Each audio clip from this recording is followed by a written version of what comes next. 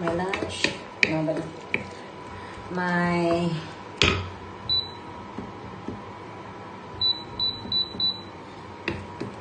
lunch later.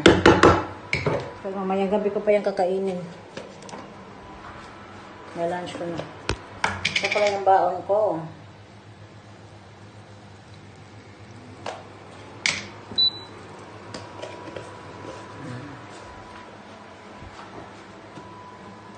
At least, ano ko yung kunti-kunti.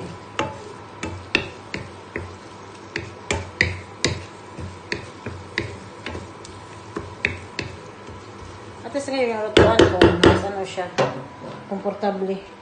Kasi dito yung mga plato. Ito yung mga gamit ko sa ilalim, hindi pa tapos. Yan. Hindi, lalagyan ko pa yan ng cover para mas malinis tignan. Diba? Magkalalagyan pala ito ng cover sa ilalim eh. Cortina. Yung fridge ko, wala na laman. Madumi pa.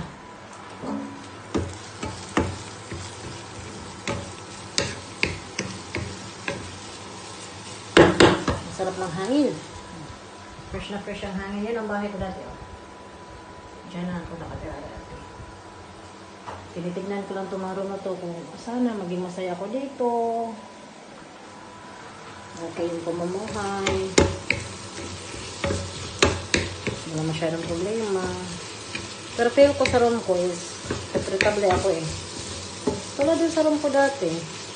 3 years din ako nun eh. Pero dito is maging malaki yung ano ko rent.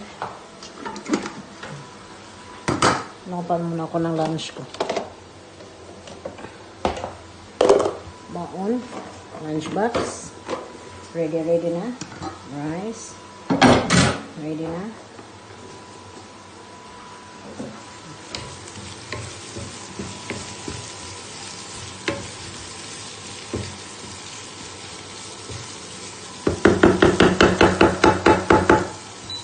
Okay na to.